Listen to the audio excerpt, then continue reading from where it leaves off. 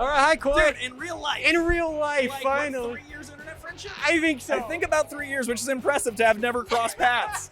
And then I got pushed away from you, and I was like, no, this is happening. This is happening tonight, and it's amazing. You are amazing. Dude, this is so cool, man. One thing, I admire you so much. Thank you, man. The way the intellect and the way you're passionate about all of your It's so important to love things, man. Like, with the world getting darker, all we can do is be brighter. All we can do is love harder. All we can do is be louder with passion. So I don't like critique. I mean, I respect critics, but I'm a hype man, man. And I got an argument today. Like, I want to love stuff loudly. And this is about this. Movie theaters are a celebration of loving stuff. Right. So I'm so happy to be here doing this, man. How excited are you to see Robert Pattinson?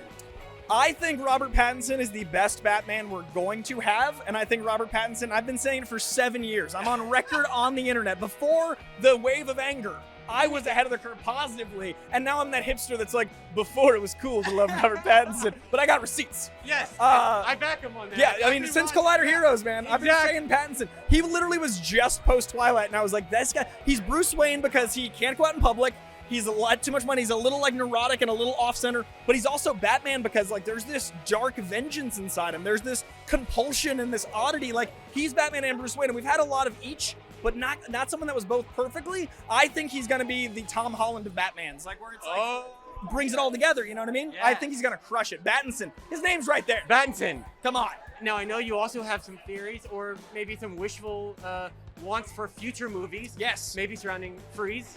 So I wrote an entire pitch. I literally going through this journey.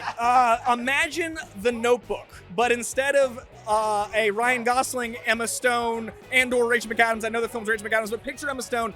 And the first 2 acts are just a love story. And then in the 3rd act, you find out she has cancer, some disease that can't be cured, has to go into cryogenic freeze. Oh no, this guy's got to invent some stuff. Wait a second, he's a Batman villain.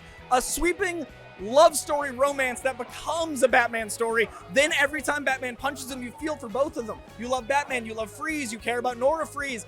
It's how you invest. So I want villain movies that tie to Batman. That's the move. I am sold on that movie right now. A sweeping epic. We're pitching that right now. Hire a love story director. Hire a romance director. Give me Nora Freeze. And get Ryan Gosling just as... Dude, Baby Goose. I mean, how good would he be with Mr. Freeze? Like, and my second choice, Ron Cephas Jones from This Is Us. He'd be incredible. He's got this intensity. He's got this love. He's got this, like, the way he looks at things is so passionate. Love that guy. So if I have to ask you, I know some of us haven't seen Robert Pattinson yet, but if you have a favorite. Pre this? Bale is hard to top because Christian Bale, I thought, had a way better Bruce Wayne than people gave him credit for because he played the Playboy element to a beautiful, like, zenith. And then there's moments when he's Bruce Wayne that he goes to his true self. Like when in Dark Knight, when Mr. Reese tries to give away who he is and he still saves him in the Lamborghini by taking that blow. The glance he gives, that's Bruce Wayne, and that's the only time you really see Bruce Wayne because the rest of the time it's persona. And that duality of action as well as his Batman, like Christian Bale's hard to top. But the darkness of Pattinson is, I think, the only way to top it because at the end of the day, this is an archetypal character. There needs to be multiple versions. This is a noir. It's a different type of Batman than Bale. So there isn't really a comparison between those two in my opinion. Right. And I love that now that we have the universes, we can still have, like, Ben Affleck is still Batman to me. Right. We still got Ben Affleck. Andrew Garfield, Tobey Maguire, Tom Holland coexisting.